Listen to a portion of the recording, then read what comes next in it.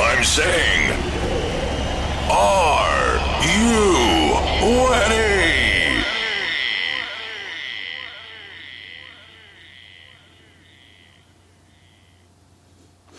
Well, hello. Howdy from Texas. This is the Texarcist Shane Moore, and this is the Texarcist Live. Coming to you straight out of Texas. And glad to be here.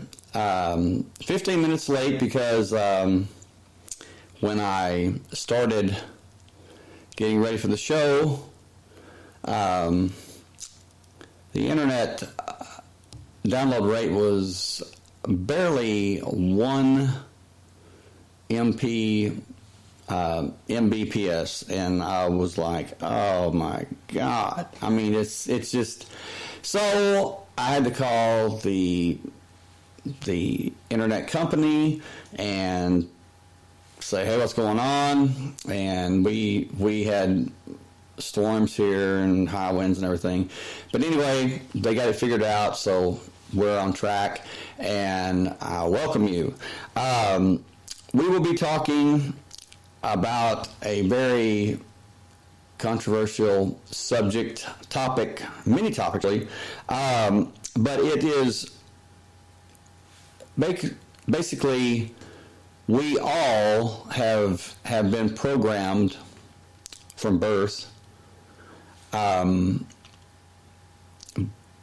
we're still being programmed. There are many people that,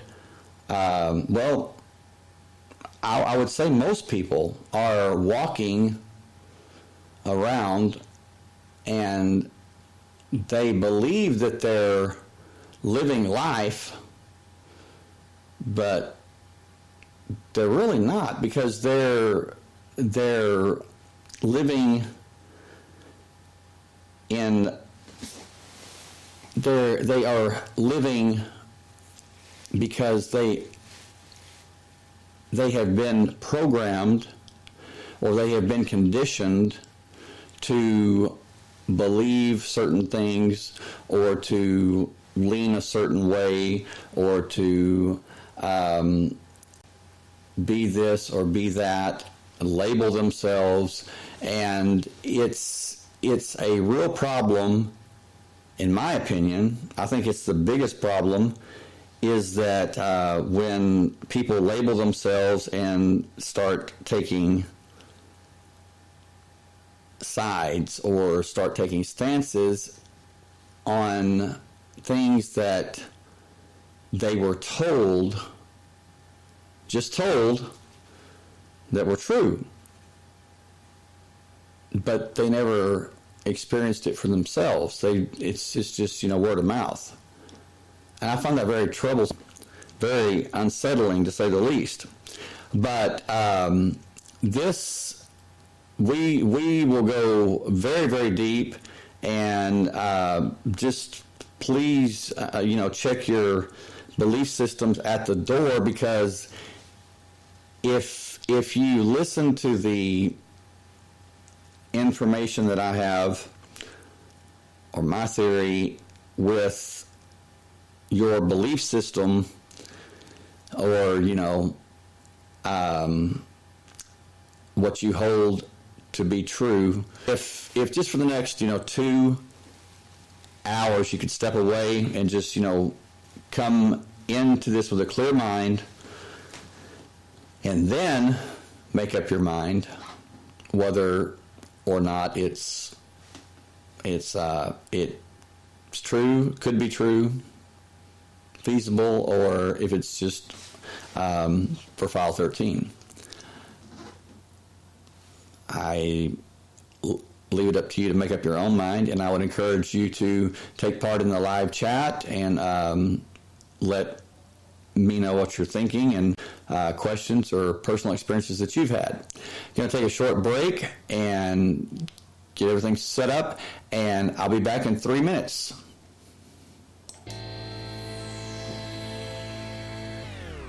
Everybody's saying that I lost my mind, but I ain't never ever giving up this time. 'Cause everybody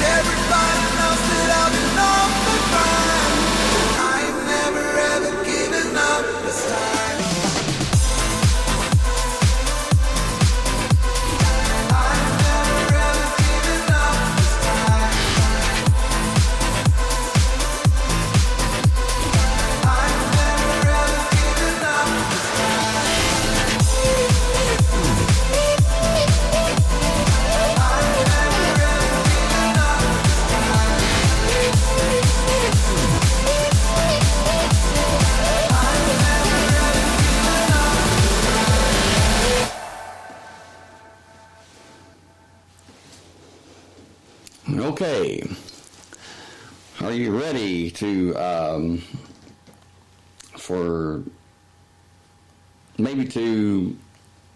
hey, Jacob, glad you're here, brother. And those of you that are in the Texas Live podcast Facebook group, I posted the live link in the group, so just letting everyone know. But the program from birth, and when you think about it, we are born into a system. We are given a birth certificate. We go through all these different tests, and we are named. We actually become an employee of the government. I mean, when there's Shane Moore, capital S, lowercase HANE, Moore, same way. Then there's a Shane Moore that's all capital letters. And I have noticed that when I get mail from the government. And I'm sure that those of you, Jacob, have you experienced that when all of your mail from the government, it's all in capital letters, your name is all in capital letters? And it's very strange because why is it that way? I mean, why do they do that? Well, it's because you are a there's really two of you. I mean, there's the person, the true you, and then there's the like the corporate entity, or let's see.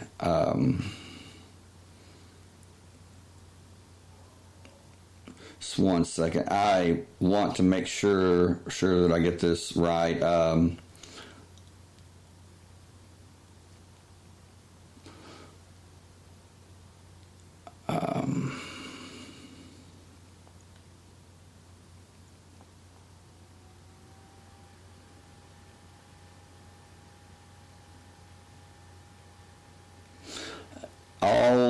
All of the letters in your name are in capital letters when it comes from the government. Hey Nazreen, when you get mail from the government, I don't care what it is, your name is in all capital letters, and when you receive mail from government, branches of the government. Let's see what I'm trying to say here.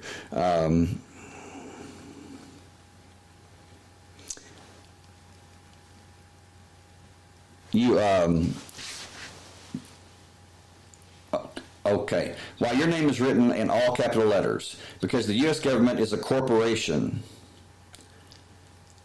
an artificial person, the U.S. government is an artificial corporation. It is a fictitious entity that has no natural rights. Okay, now this is just me reading this from the internet.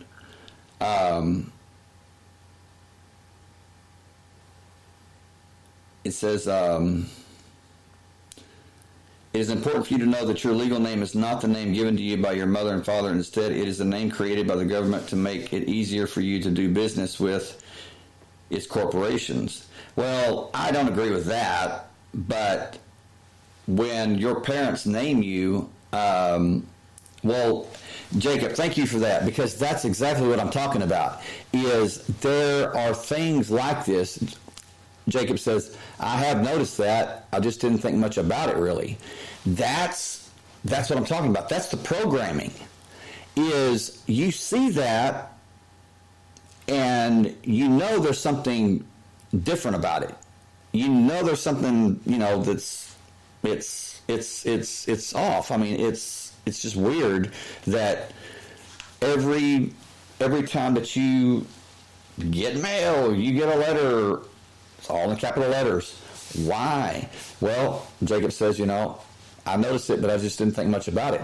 That's the system that we're born into. They don't want you to think about it. They don't want you to think about anything like that. They want you to, this is the truth, and I would face machine gun fire before I would deny it. This is what they want, and this is what they get from most people. You wake up, you get ready, you drive to work, you work 8 hours, you drive back home, you eat, you watch TV, you go to sleep. You sleep, and you repeat the process over and over and over again. And that is not living. That is the true definition of the walking dead. Think about it. When you drive to work, when you're getting ready for work, much less driving to work, where are you? Where is your mind? Your mind is in an alpha state. You are going through motions. You are getting ready. You're eating breakfast, or it's what you do on a regular basis, and it becomes your routine. Jacob says, story of my life for years until I woke up. Me too. And that is the conditioning that I'm talking about. And it is real. It is very real. And what it does is, just like Jacob said, I noticed it, but I just didn't think about it much, really. Okay? That I want you to think. Because if you think, you'll start connecting the dots. You'll start putting things together. And then you'll see that, hey, if this happened and this happened, and with the different things here and there, then this major event, or this major person or hero or life, world-changing, revolutionary person that lived, in the 1500s, or back to back to the beginning of recorded human history, I suppose. You begin to think, okay, what if that person was never real? What if it was just a character that was written to do what? To motivate people, but there also could be written people, characters that supposedly did, heroic things, and just like sacrificed themselves for the many, or, did this or that. And when you think about it, without any belief system, without any bias, without anything, with a clear mind, can you honestly tell me that is not a possibility? Now, I'm not saying every person, but I'm saying that there are many, many things that we have been told that are nothing but lies, deception, pure deception. But we learned from a small child, from being a small child, and I know people that are my age, 30. No, I'm kidding. They're in their 50s. Okay. People in their 30s, their 40s, 50s. People in their 70s. And one day I said something about Fox News I said, I wouldn't waste my time watching that crap. I mean, that is Fox News, CNN, all of it. Every bit of it. It's all scripted. And they all receive the same script. And if you do your homework and if you research this, you'll find out that it's just a screen. It's a smoke screen, that there are many different media outlets, there's so many different media news resources that you can choose from, when there's really not, because they are all owned by like three or four corporations, I guess you could say, or three or four powerful companies, or people. And case in point, okay, the Washington Times and the Washington Times, major newspapers in the United States,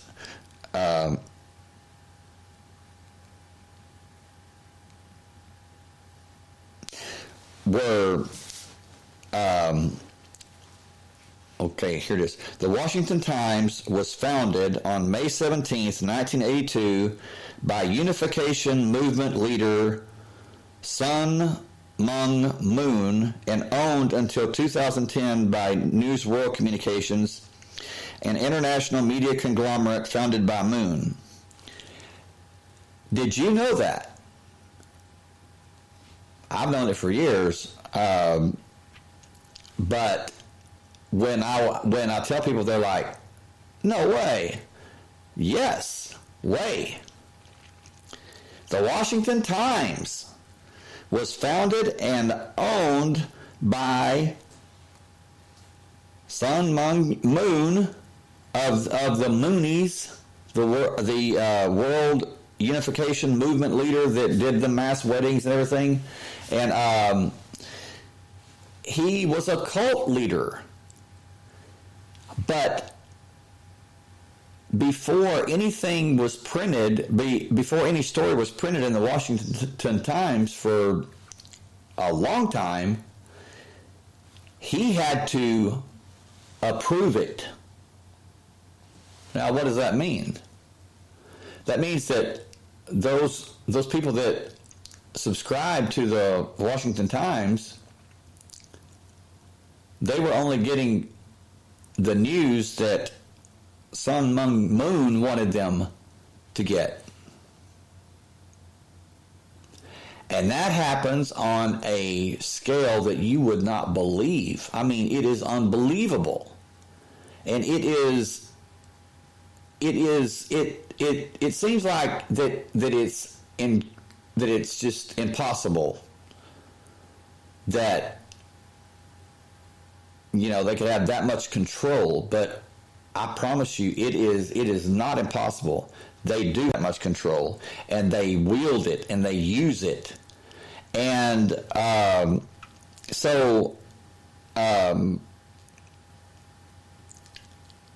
it's matter of fact, it is currently owned by the Operations Holdings, which is owned by the Unification Movement. The Washington Times is owned by a cult. You know, really, I mean, is that crazy or what? But that's what I'm talking about. Is if you just assume that, well, it's the Washington Times and so it's legitimate, you're wrong. Never assume anything. And that's the first and the main way that I believe of breaking the programming is question everything. Never assume anything. Don't assume anything. Because we all have been programmed, conditioned, that if someone is sitting behind a large desk, or they're sitting and they're wearing a suit and they've got on a tie and they have an earpiece in their ear and there's all these machines behind them, you know, have you ever wondered why that it's set up like that?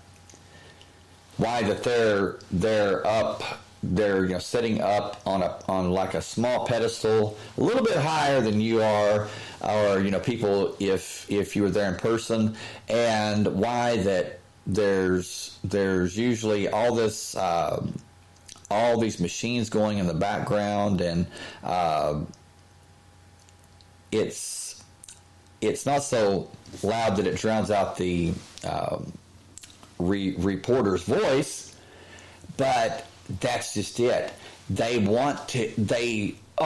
masters at psychological warfare. What they do is please do not think that I am against spirituality, that I'm against any kind of belief system. I'm not against Christianity. I'm not against Islam. I'm not against Buddhism. I'm not against any belief system. What I am against is I'm against hatred. I'm against those that force their beliefs onto others. I don't care if it's Christian. I don't care if it's Muslim. I don't care if it's what it is. That's wrong.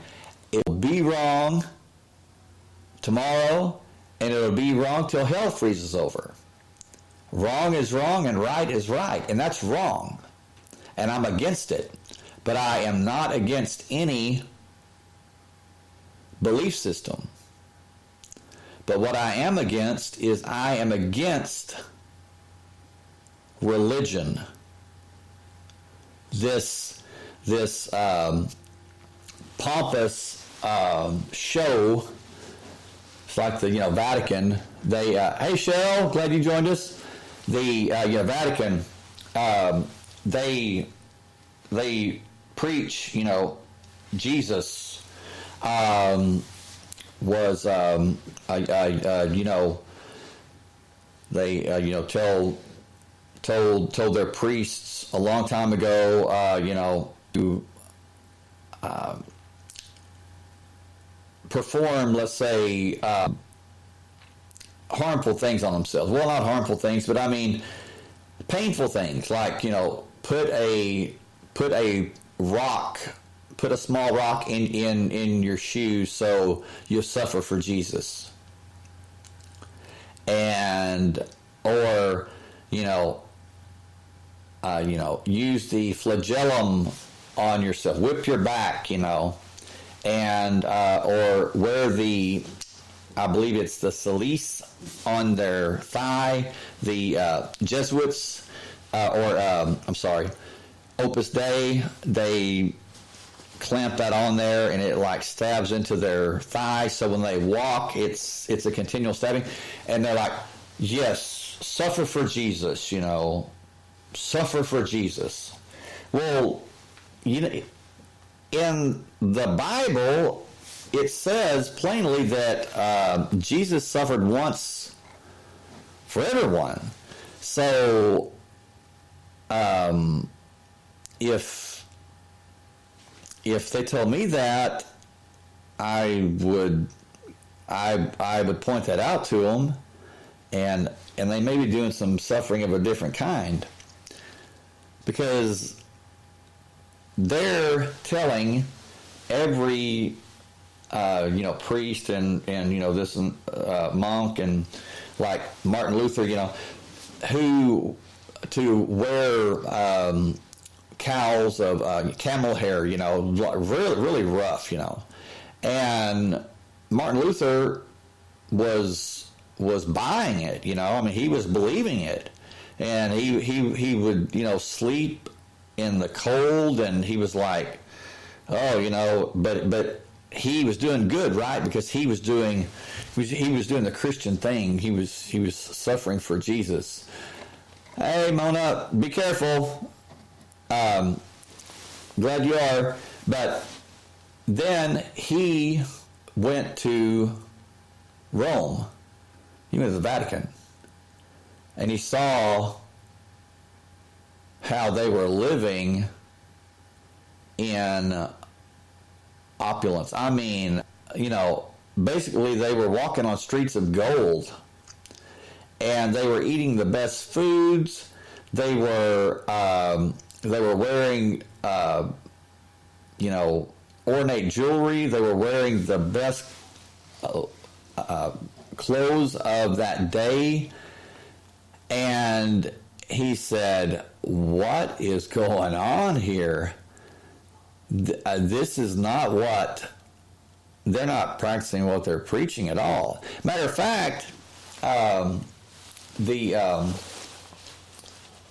he saw that they were selling indulgences. What that is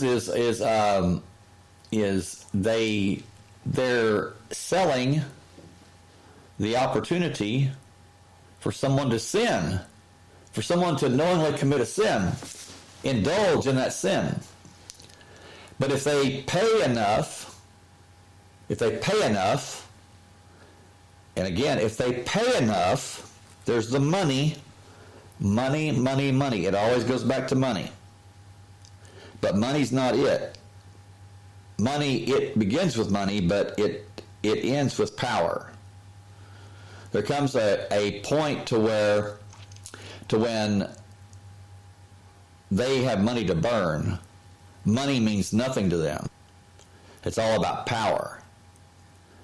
And you could walk up to them and offer them $1 trillion.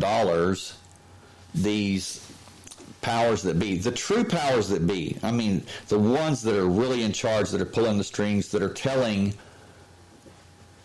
the supposed world leaders, they're world puppets. They're telling them what to do, and they do it. They do it. And I have to say, no one is immune from it. Well, yes.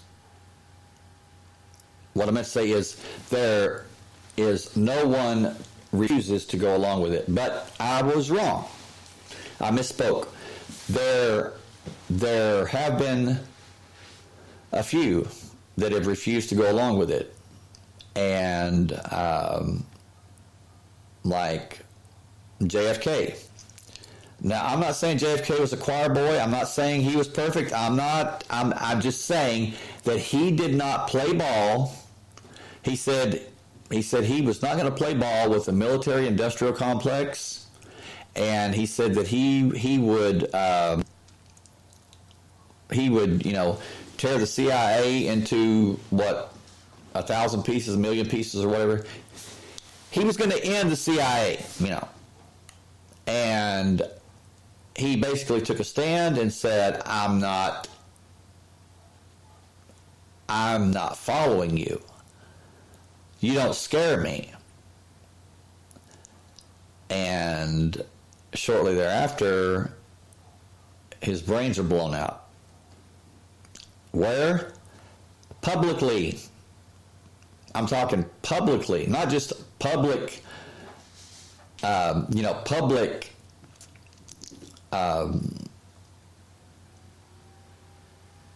in the street, but also on national television. Why? So that message would be sent. If you go against us,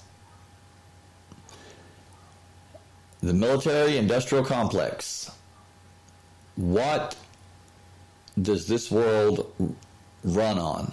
What sustains this world? What makes money in this world?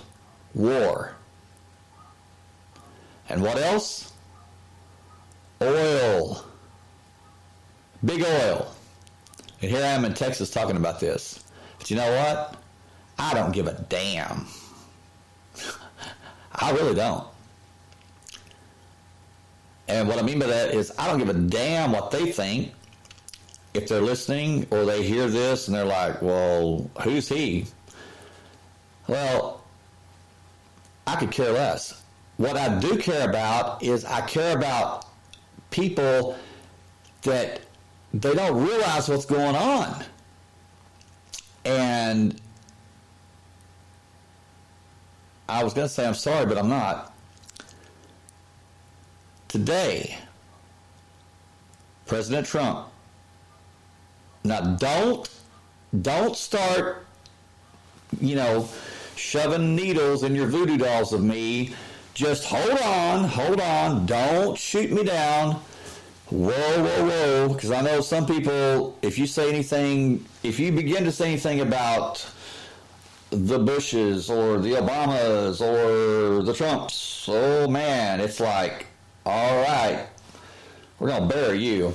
No, you're not going to bury me. If you just listen and make up your own mind, you will find that I don't have anything against President Trump. I don't have anything against Obama. I don't have anything against, the Bushes, really, but there's certain things they did that that's rough. The Clintons, there's certain things they did that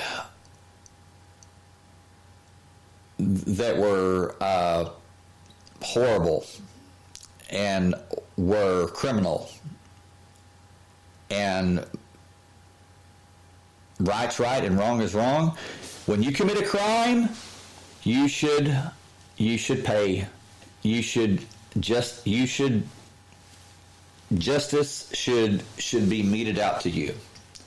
It would be us, but no, not with these politicians, not with these elite, these religious or these political fat cats that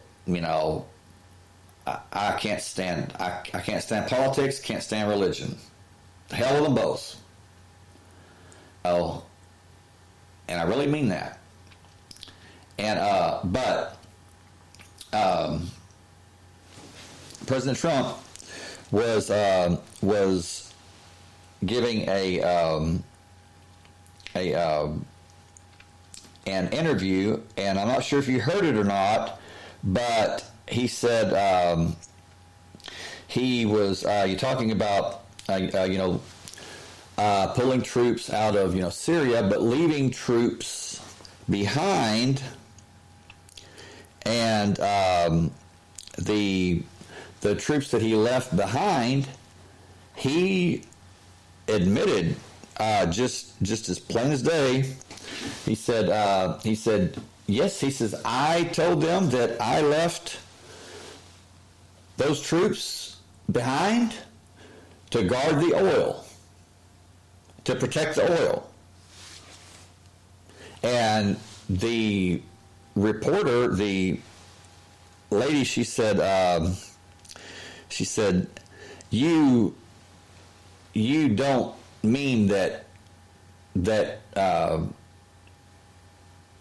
we're going to take it, that the United States is going to take it? And he said, well, I don't know yet. We might. And I'm thinking, holy hell. I mean, could you make it any more clear what this is about?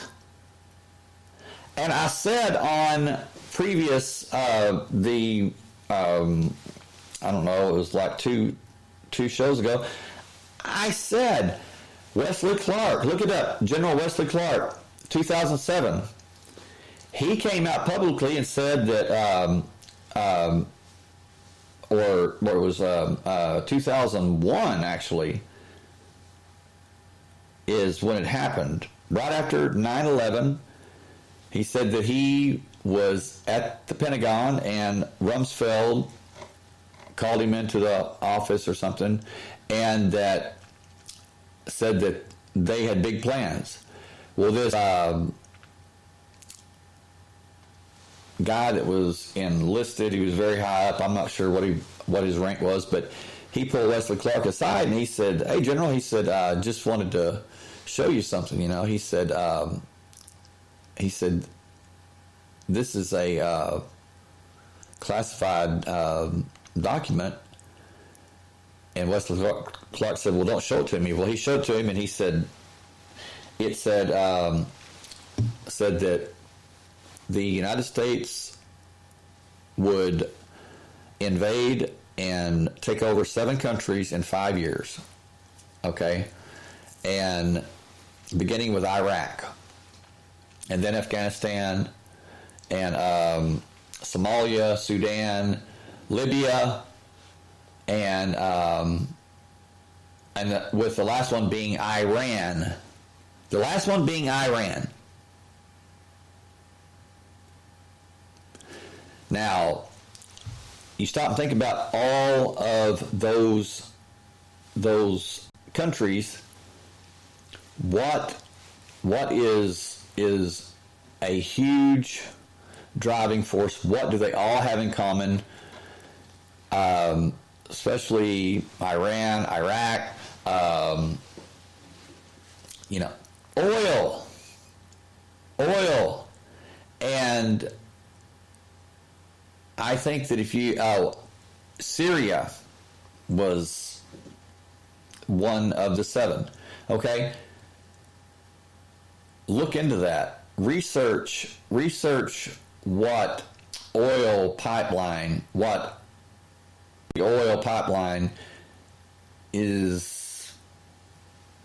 to go through Syria. And look it up. I mean, read about it.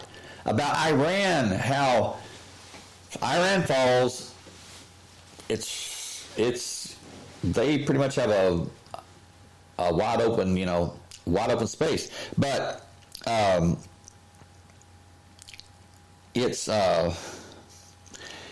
is a system, a literal system, and I really believe that. And people are like, well, I mean, like the Matrix? Well, yes, but it is absolutely so complex and it's so subtle that many people, they have no idea that they are that they're victims of it. They don't know they are. So if you don't know that you're a victim or you don't know that you are a prisoner, well, you're not going to try to gain your freedom, are you? No, absolutely not. Not in the United States, because you're constantly told that you're free. Right? I mean, that's why we have the Statue of Liberty, standing up, because, that stands for, that reminds us that we're free. The only thing is liberty is not freedom. Liberty is granted to sailors. Liberty is granted to prisoners so they can go out in the courtyard for like an hour a day. That's liberty. What does that tell you? Yeah, it's not freedom. You're not free. You're a slave. You are a slave that they are laughing at because they look at you as being so ignorant you figure it out. And George W. Bush is laughing even though he can't even tie his own shoes.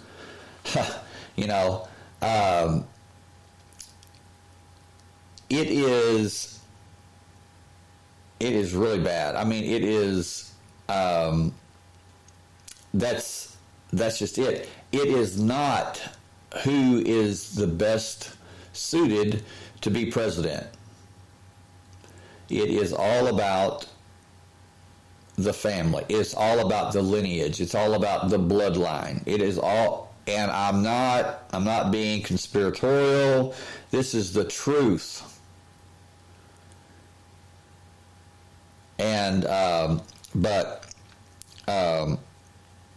right here, and you can listen to it.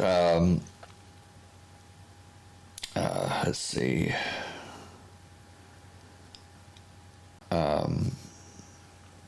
It says, Donald Trump, quote, the U.S. left troops in Syria only for the oil. Only to guard the oil and possibly take the oil. Trump admits Syria is all about the oil. Well, that's pretty damning when it's actually coming out of his mouth. And I was really shocked that it was that he was saying that. I mean, admitting that. But what I'm saying is when I was talking about that no one goes, or very few go into Washington. Very few go into the political, the belly of the beast, the belly of the system, which is not just the United States, as you can see, it's the whole world. I mean, you let someone do something in their own sovereign country, nation, whatever, and the United States hears about it, boom, they're hit with sanctions or they're attacked. What other country does that? And don't get me wrong, I'm proud to be an American. I love the United States. I mean, but truth is truth, people. I mean, damn it. I don't care who it is. I mean, right is right and wrong is wrong. And when you have people in our government saying, well, they wouldn't let monitors in to make sure that they weren't abusing their own people. What in the hell are you talking about? I mean, really? Who the hell are you? That's a sovereign nation. Who made you king of the friggin' world? You know, last time I checked, there were still presidents and prime ministers in things called countries. There's no king of the damn world. You know, if this is bothering you, I mean, I'm not just picking on him. You know, matter of fact, I'm not picking on him. I'm speaking truth. And you know, if you're listening, I mean, you know it's the truth. That, yeah, just because you can do something, just because you have the power to wipe another, you know, sovereign country off the map, doesn't mean you should do so. And it doesn't give you the right to do so, because in the process, you're going to murder hundreds of thousands of innocent men, women, and children. And personally, I will say it. I'm going to say it. Where was the threat? Where's the threat with Iran? Tell me that. Where's the threat? What huge, danger are they posing? I mean, what do they got to do? I mean, it's just, I don't get it. But we don't have to get it, because in the Gulf War, or when after 9/11, Iraq was invaded. For what? Who the hell knows? Even the guy that was talking to Wesley Clark said, well, did they tie Saddam Hussein to Osama bin Laden? He says, no. And he says, well, what are they going to go into Iraq for? And he said, I have no idea. He said, I guess because they just want to appease the American public and just, bomb somebody. And that's why Wesley Clark went public with this. And then you had, Libya, and there you're talking about, that Gaddafi was a threat. Gaddafi wasn't a threat. I'm telling you, Gaddafi wasn't a threat. Damn, I mean, what's he going to do? I mean, to the United States? I mean, it's insane. It's crazy. It just, it pisses me off that just like, there's weapons of mass destruction. There's weapons of mass destruction. And, GRU, no, it wasn't GRU, it's Cheney. I think GRU is Cheney's son or something. I don't know. But anyway, Cheney's like, weapons of mass destruction. Rumsfeld, weapons of mass destruction. And then you get the dumbass, George W. Bush, who is, he just doesn't get it. He's sitting there, and they said, you have said, you have repeated the same thing like 3 or 4 times in the last 5 minutes, and you could tell that it really ticked him off, I mean, who are they to tell me? And he says, well, you see, in my line of business, in my line of work, he says, you have to keep repeating it. He says to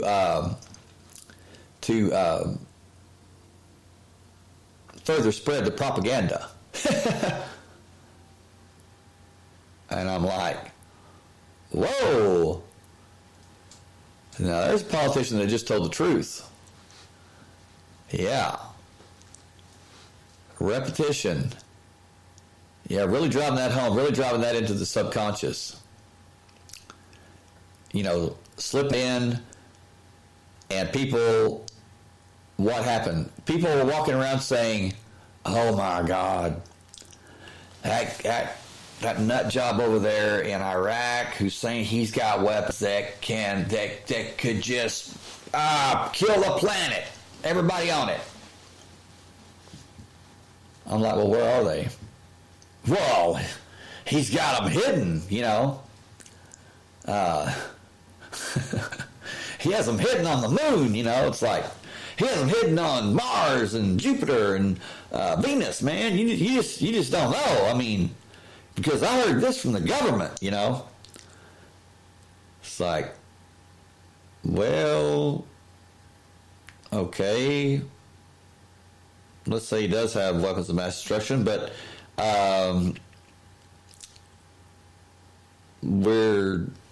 the United States isn't going to attack until there's proof, right? Well, hell no. There was no proof. They attacked for no reason, apparently.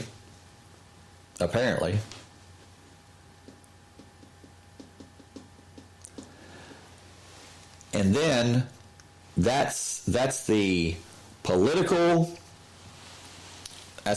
system. And then there's the financial system. And this is a three tiered or a three-peaked system, in my opinion. Now, I didn't read this anywhere.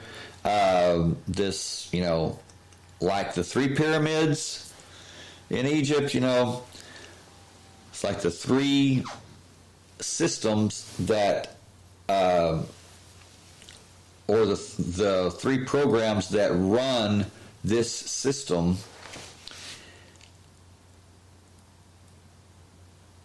Politics, finances, the financial, it's absolutely insane that you can have so many people that are homeless and going hungry, and you have people that are multi-billionaires. You have people that are multi-millionaires. They claim that there's not enough wealth to go around. Now, I'm not a socialist. I'm not going that route at all. What I'm saying is that with the taxes, with the taxes that we pay, state, federal, whatever, that money could be used to help the homeless veterans, the injured veterans, those that went to a war for what? For oil. To make people like Rumsfeld and the Bushes and Cheney and those of like mind rich. And they got their legs blown off, or their arms blown off, or burned beyond recognition, It's bullshit. It's pure bullshit. And yeah, I'm here in Texas, and there's a lot of bullshit around, but this is a special kind of bullshit. It really stinks. And you know it when you smell it. And I smell it. Can you? Can you smell it? And I swear, it's like it's like I talk about these things to people privately, and they're like, "Oh yeah, boy, yeah, I agree." It's like, or women too. I agree. Yes, but publicly, holy hell, man! They're like, you gonna say that publicly? Oh my God, I'm out of here. Boom, they're gone. I mean, it's like Forrest Gump. They are running, run, Forrest, run. They're gone. I mean, and it's like, whatever happened to standing up, speaking out, and taking a stand? I mean, whatever happened to speaking truth? And by the way, I wouldn't be saying it if I couldn't validate it. If I couldn't back it up, I wouldn't be saying it. I'm not an idiot. But there's the financial program that it just, the money, quote unquote money, it is not there. It's not there. And it hasn't been there. It's like a Ponzi scheme. I mean, it's just a matter of time before it's going to fall. I mean, I don't know when. It might go on another 100 years. I don't know. But think about it. The paper money is worthless. And how much paper money has been printed? A hell of a lot more than there's gold and silver, which the Constitution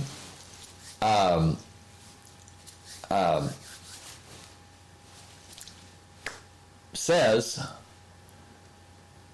that there shall be no paper money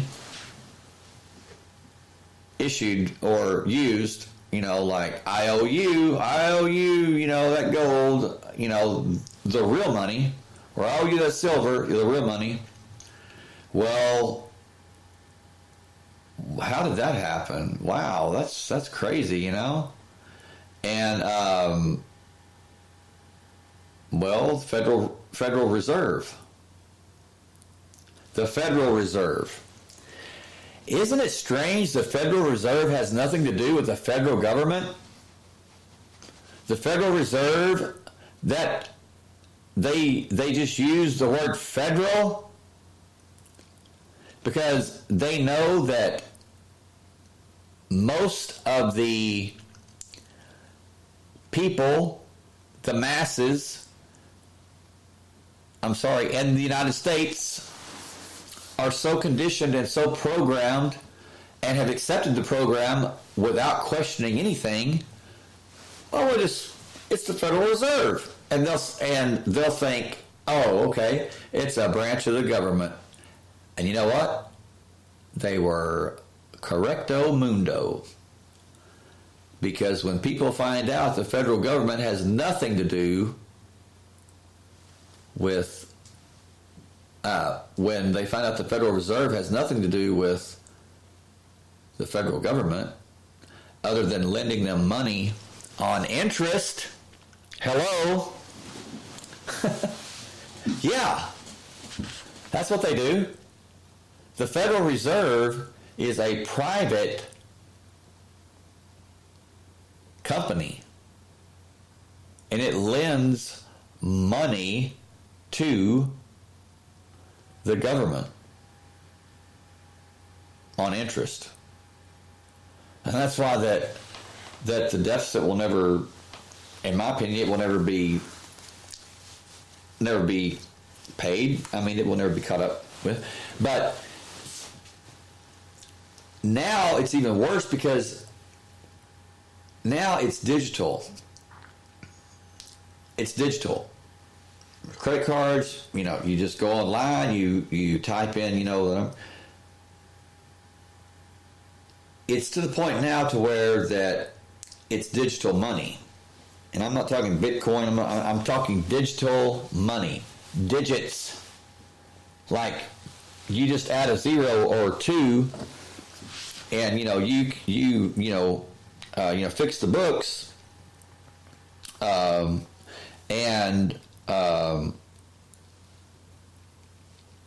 there you go. Some people get really rich, and a lot of people lose a lot of money. Depression is not just a mental state. Yeah, it's a financial state too. The Great Depression and there have been subsequent depression, or falls of Wall Street, or crashing or whatever. Do you think that those were just snuck up on them and just boom, just happened? I mean, think about it. They have analysts that are like psychics, like probably the closest thing. They can read these things coming. And you're going to tell me they didn't see this coming? Oh, no, they saw it coming. Why did they let it happen? Because they had invested their money where they knew everything was not going to fall. And then after those, all those stocks fell and became like worthless, they bought them for, like pennies on the dollar.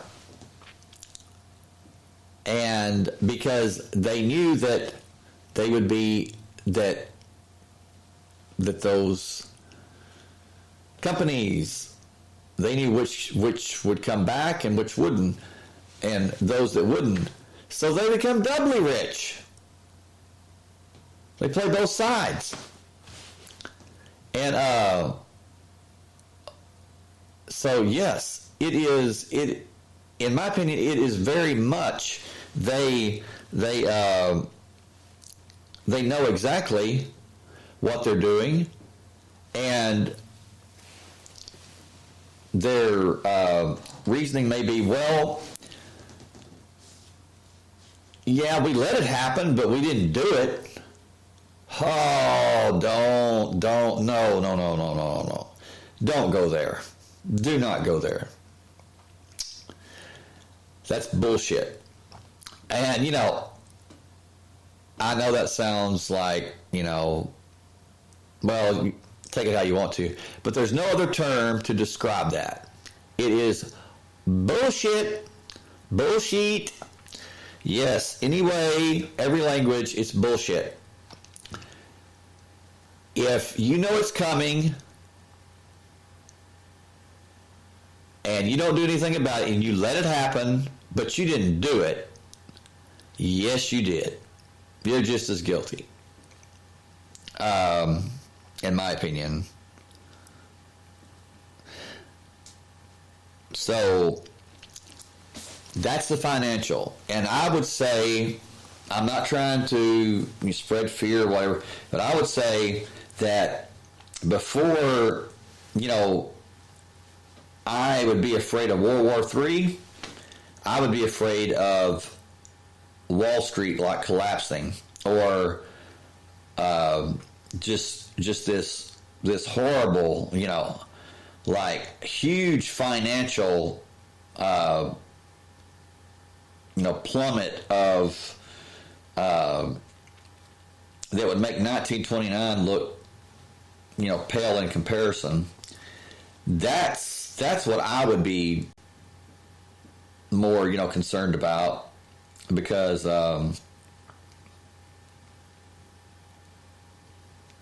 with war, nowadays, I mean, it's pretty much, yeah, it's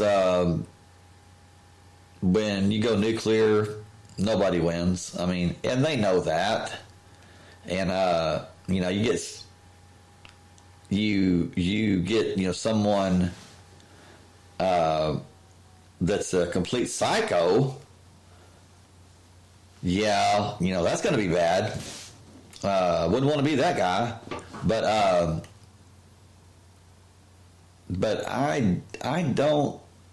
don't think that there's any. I don't think that there's any politician right now in any part of the world really that would say, hey, let's nuke let's nuke a country, let's nuke a really like the most powerful one on the planet.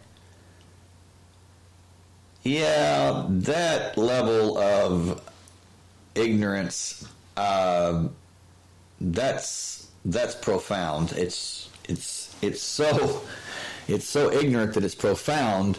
So I don't see that happening. It's just too much of talk and threats and everything. But ask yourself this: is it real? I'm serious. Ask yourself, is it real? Because, and I have not told anybody this, I have not said this, but I have been thinking it.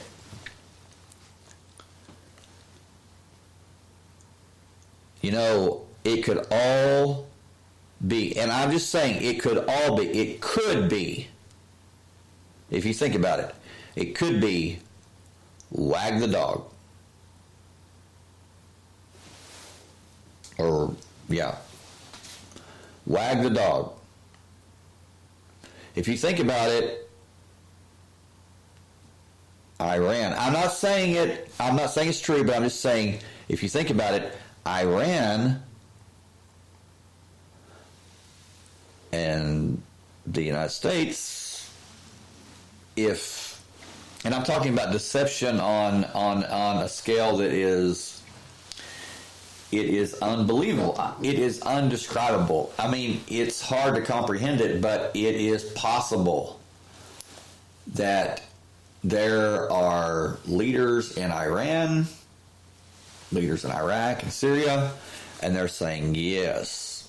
Now, this is just go with me on this, okay?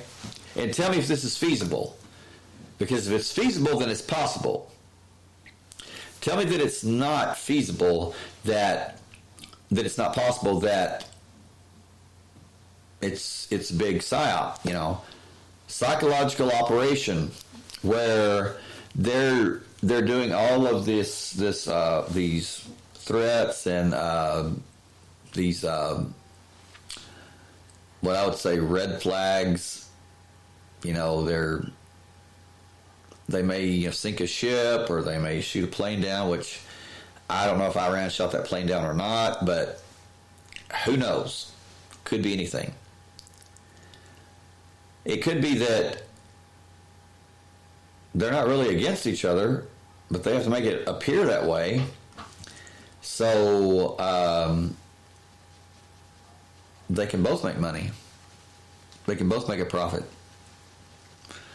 It's kind of like, let's put on a really, really convincing show and get everybody scared, and where the gas prices go up, and they go up, and then we go to war, or we're on the brink of war, and you let that happen, and you're going to see a lot of people making a lot of money,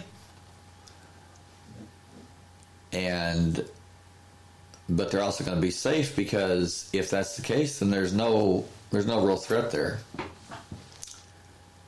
And it's like the few in power make money, and the many that are not in power they lose. And that is a cycle that has gone on and on and on and on and repeated and repeated and repeated, and I'm sick of it. I'm sick of it. So you have the political, you have the financial. The political is the war, the military-industrial complex. It is big oil, and its headquarters is Washington, D.C. Now think about it. That's the one program of this system. The second is the financial, and that is in London. London.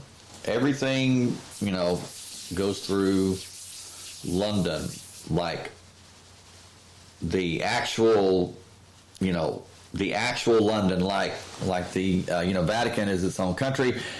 It's not. It is London proper. I mean, yeah. Read into it, and you'll find that London is, London proper is the financial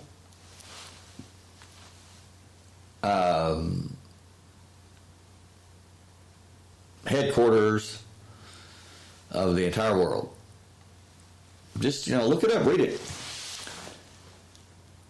So, London has big ties with Wall Street, New York. They're kind of hand in hand, but London is the financial center, and then you have the religious program, and that is headquartered in Rome, Vatican City. And when you look at it like that, and you have the political, with the military-industrial complex, big oil, you have the financial, London, and then you have the religious, you begin to see how this program works, and that those with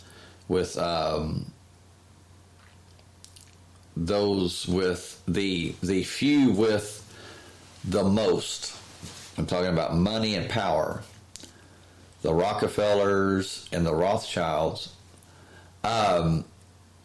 they're the ones that they own, or they're in charge of, or they founded. They control the Food and Drug Administration. Did you know that? The public education system. The Rockefellers. And Aaron Russo was talking with Michael, I think it was Michael Rockefeller, and Michael Rockefeller was talking about, yes, we were responsible for helping women get equal rights, so women could work in the workplace. And Aaron Russo said, well, why did you do that? And he says, well, because, he says, when it's just the man working, he said we're making money. He said, but when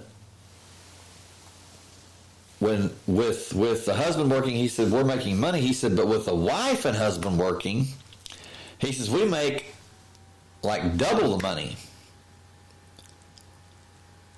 The Rockefellers, This is Michael Rockefeller telling him this. And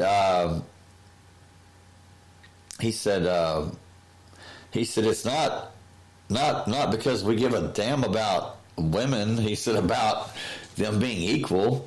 He said it's to our advantage. He said it's to our gain, you know. And he said, and also he said with your father and mother gone, he said, we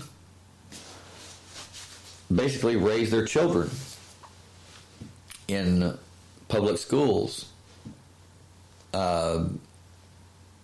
preschool, start them very young, not educating them but indoctrinating them. They don't have a choice. They just go with the flow. Think of 1984, George Orwell and the people lined up with their heads down, and they think that they're living life. They think that, well, this is life. And what are they doing? They're going to the slaughter. They're going to the slaughter. They don't even know it. But truth is it's kind of like they already have. I mean, they're dead already. Why? Because it's like I said, when you are so conditioned that you become programmed, you begin doing things in that alpha state, and it's like, do you remember driving to work? Well, no, not most of the time. You get there, and you start working. During the whole day, what do you think about? Well, you're not really thinking, because your mind is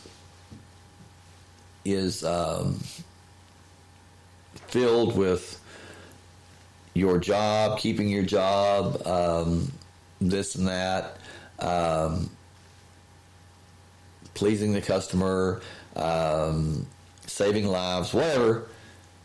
Anything to take your mind off of thinking, having time to think, to use your own mind. You drive home. Do you remember driving home?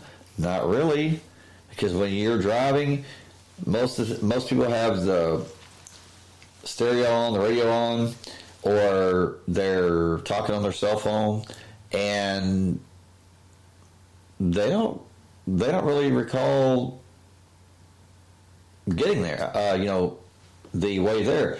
But they do, because they're programmed. And they do it without even thinking. And that's just it.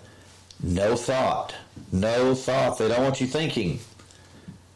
So you get home, you eat, and you flip on that one-eyed monster, that TV, and it further programs your mind even to a greater degree than it's really, really bad. And then what makes it even worse is when as soon as it fills your mind with all these images and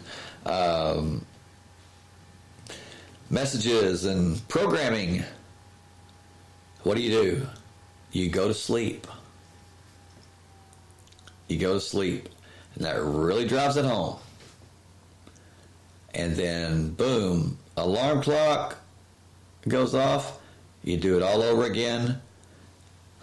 Let me ask you, out of a life like that, out of a routine like that,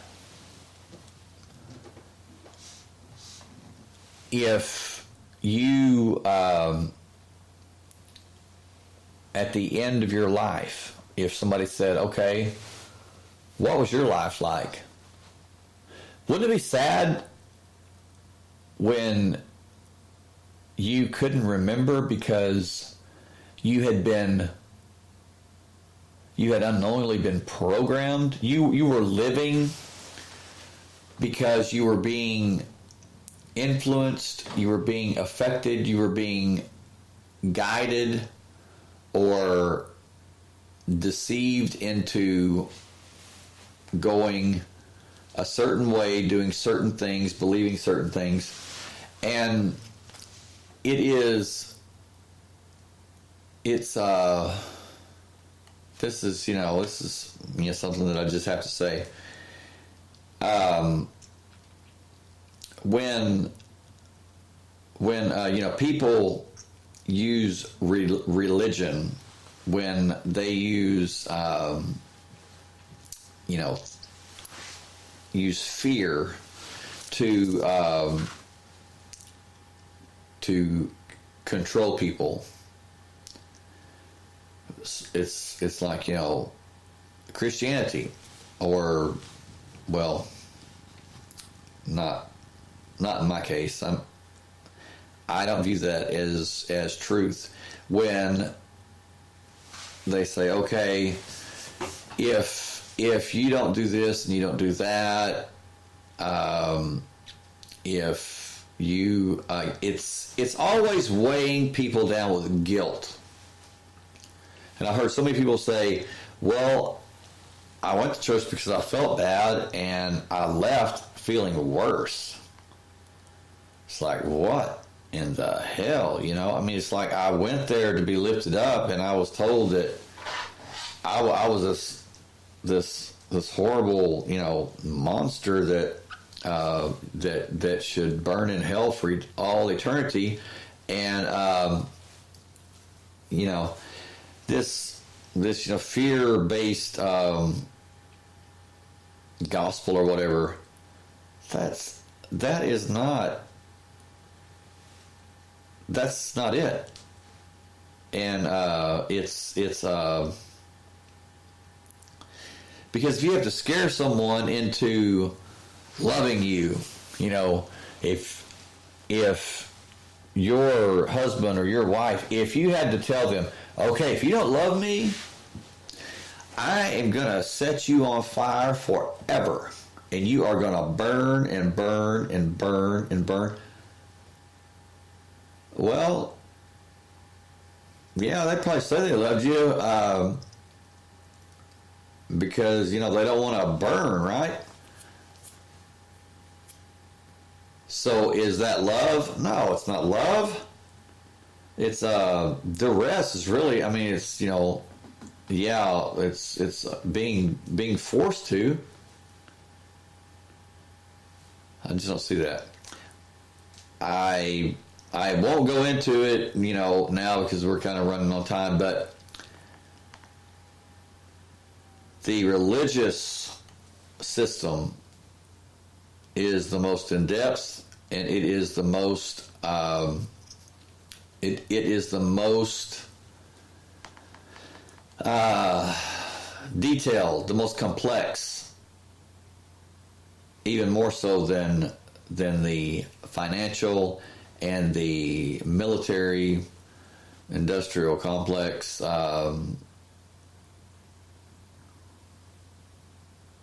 It's just unbelievable.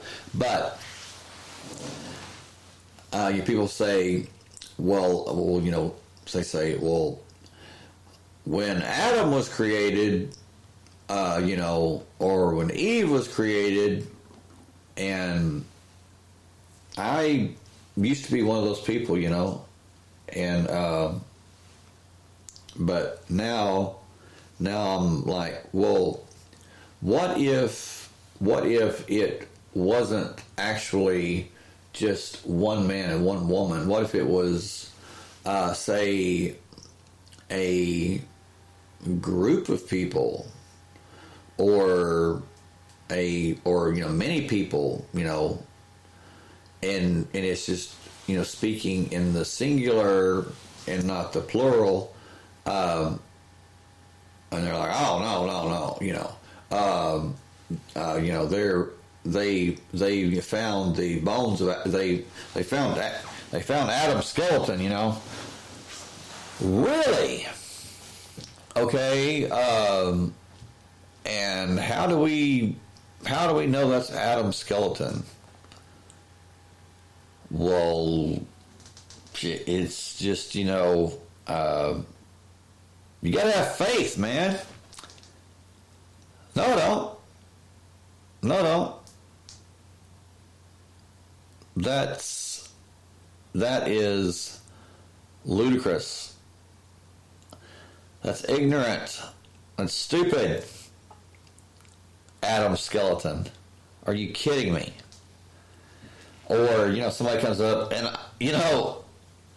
those of you that are listening, that,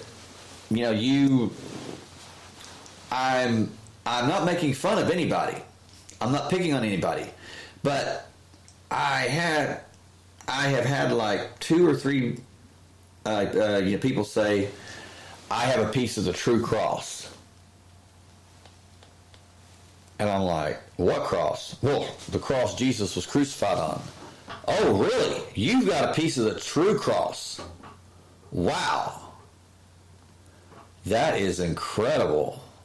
And they're like, yeah, I know. It's like, no, it's incredible because if you took all those pieces that everyone has, it would make like, probably 200 crosses. So how do you explain that? I mean, just saying, but that's just it. They accept that, I think because, partially because they want to believe that they have a piece of the true cross or, whatever. But another part is, well, because this priest that I admire said it was. Oh, okay. So there's no way that he could have been told that it was by somebody that he admired and looked up to and trusted. And see, it starts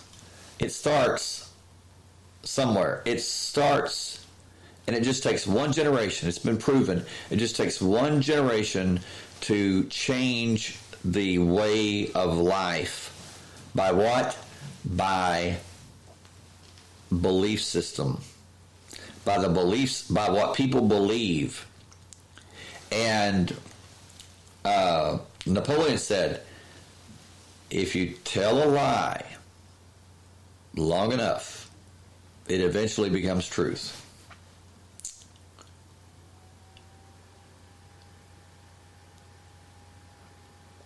Real truth? No. Accepted truth? Yes. And that is the truth. There is no way that it can be proven, in my opinion, that certain people even existed. Absolutely not. There's no way. They could have, but they may not have. Okay, but is their existence true, or is it accepted truth? It can only be accepted truth. Because there's nothing, there's no way, there's no test, there's no way that you could substantiate that. And also with the current technology or the recent advances in technology and computing and quantum computing and artificial intelligence, it is not a new thing. It is not a new thing. It's an old thing. And it's been around. I believe it's been around many times before. Because there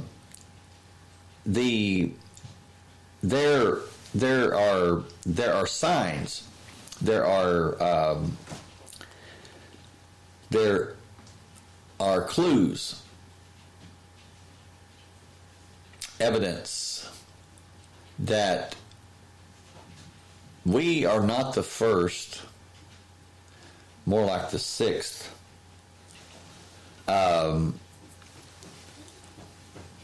timeline of life on Earth.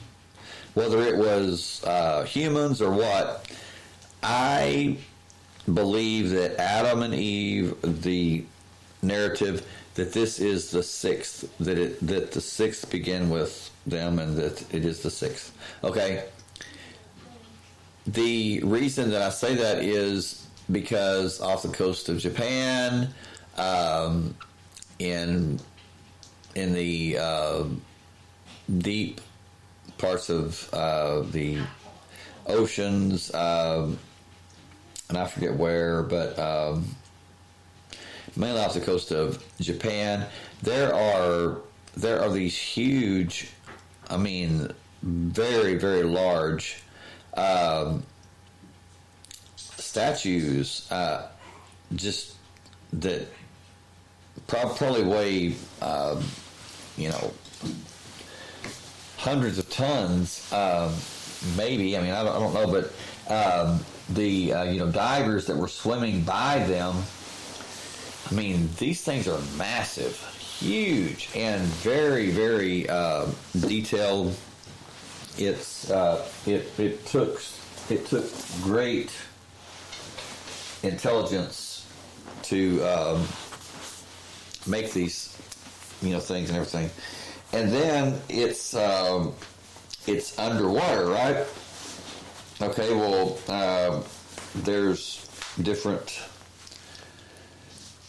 places that's been found, and those kinds of things have been found, but it's really something when you can go on Google Earth, and you can go from you can measure from one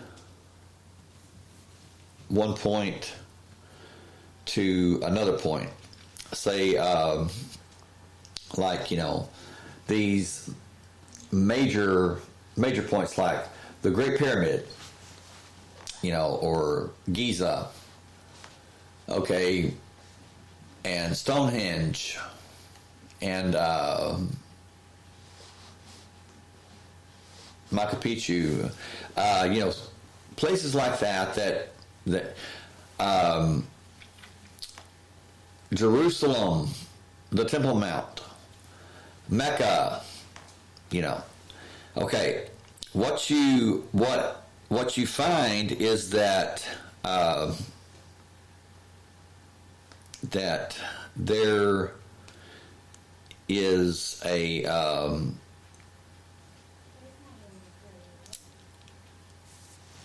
a measurement that that has been used, and for example, I first learned about this it was 2003, and it was Carl. I'll think of his name in a minute.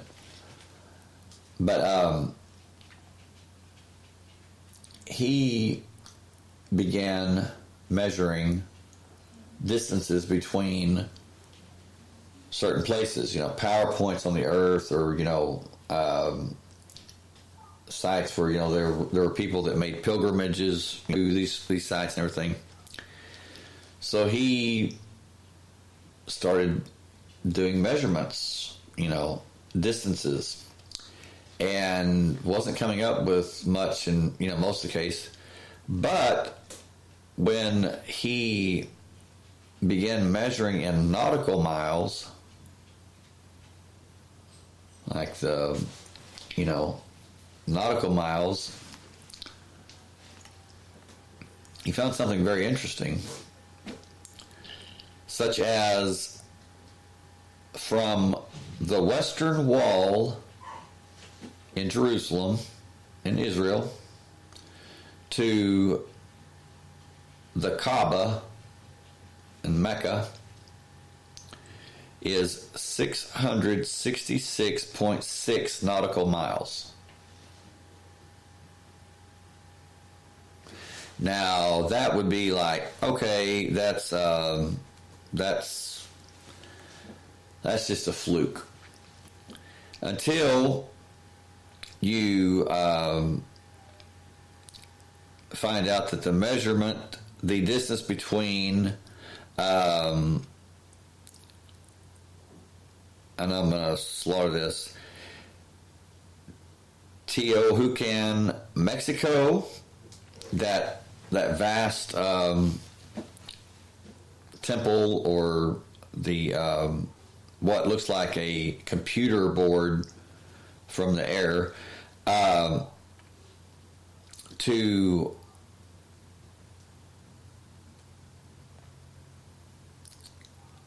Egypt, to the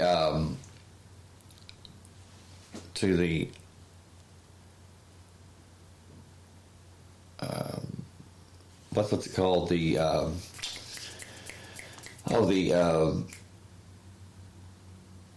Queen's Queen's obelisk, where is the King's obelisk, and Heliopolis, Egypt. It's the main pillar there. I think that the other one was taken to New York, but from that sacred place in Mexico to the sacred place in Egypt to the very obelisk, it is 6,666 nautical miles. So what you're beginning to see is that this is not not something that's just a fluke. The more that you find that these distances add up to 333.3 or 3,333 miles, or nautical miles, or this or that, or it can be 5,500. It's just a signature saying this is not natural, Well, you do that enough, and what happens? Well, it's a grid. It's a grid system. You have these overlapping lines. I mean, you have these overlapping, and it forms a grid system over the planet. And there's a lot of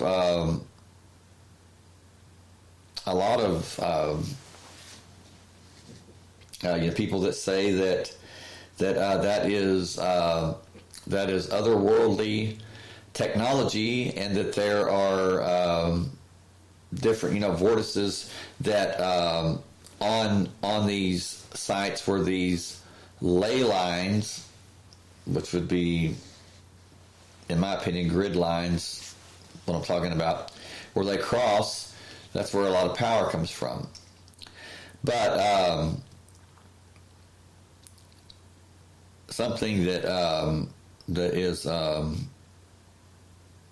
that I read, it said that the building of World Trade Center 1 is 1,776 feet.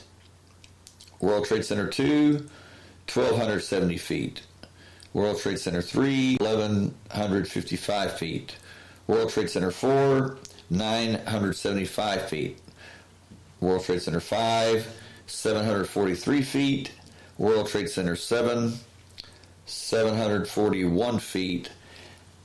And that in total is 6,660 feet. So, it's like, what is the deal with these numbers? All being the same number. It's a signature. It's saying, that, hey, this is not by chance. So with Stonehenge, or with Mecca being where it is, and the Western Wall being where it is, and the distance being that distance between those two, 666.6 nautical miles. And what is Mecca? I mean, the Kaaba. It's the black cube, right? Okay. Well, isn't it? I'm just putting this out there. Isn't it something that at the Wailing Wall, the Jews, what do they have on their forehead? A black cube, right? The Tefillin. And they're praying, and they've got that black cube on their forehead. Do you know that the black cube is represents the planet Saturn, and in Judaism, the Sabbath is Saturday, Saturn's day. I mean, in the planets, Mercury, Venus, Earth, Mars, Jupiter, Saturn. But there is the asteroid belt, correct? So people say, well, Saturn's the sixth planet. Well, not if you take into account the asteroid belt, which I believe was a planet that was decimated, that was destroyed, that was torn apart. So if you count that as the fourth planet that's been destroyed, then Saturn would be the seventh planet, and the Sabbath is the seventh day, which would correspond to Saturn. And then you have the word Elohim, talking about God, and let us make man in our image, in our likeness. Elohim is feminine plural. Elohim, or Haim with a Y, is masculine, but it's not used in that. It's Elohim is used. Okay? Well, El is the Canaanite word for God,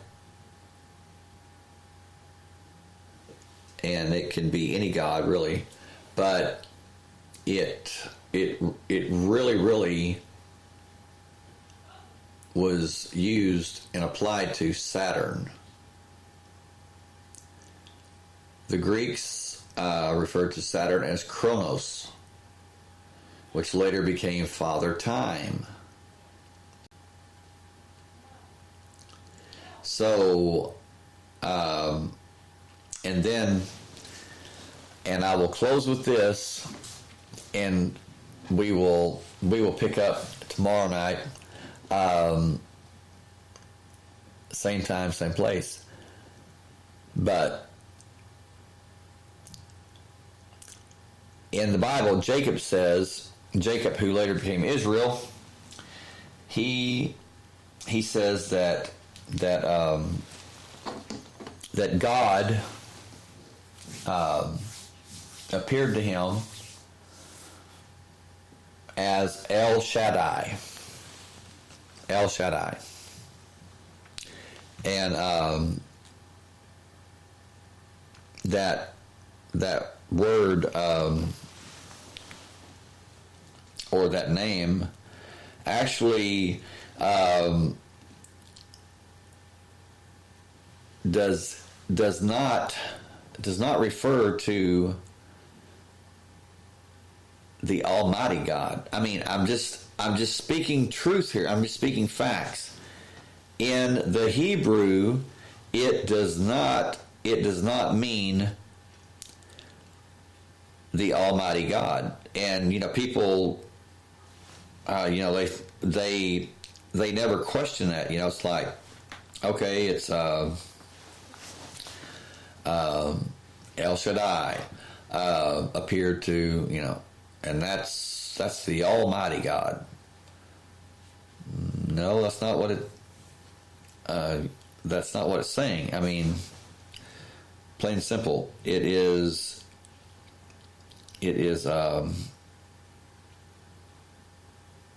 El Shad,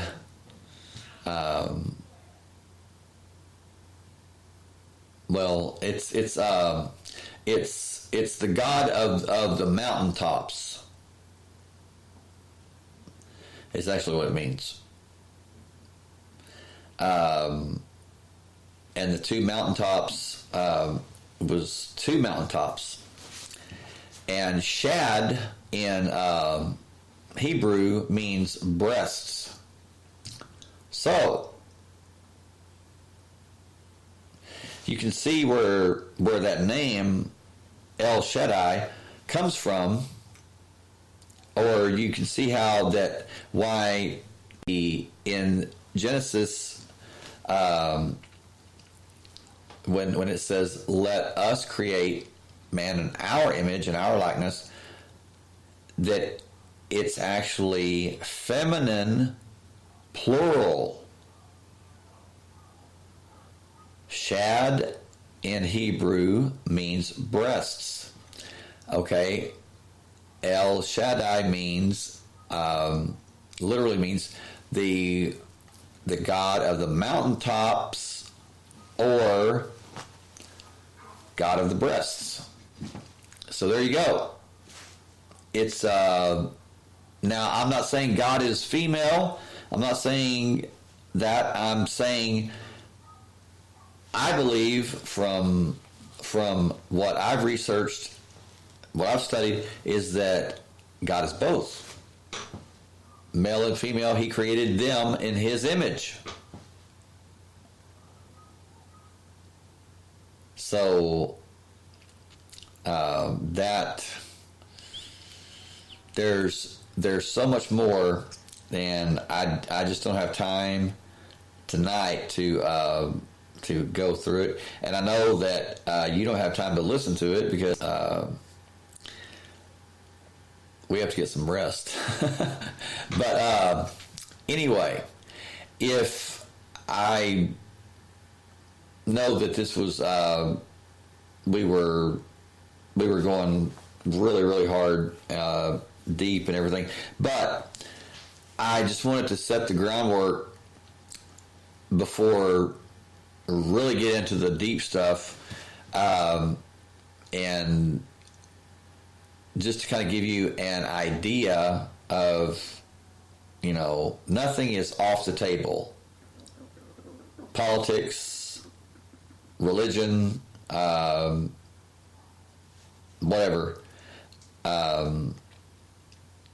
Yeah, it's. I think that it's time to do a truthful, a really take a really hard, honest look at what we have been taught, what we've been told, in history and religion, and how that it has. I believe that it has affected the lives and guided the lives, controlled the lives of so many, and they never, with them never knowing that it was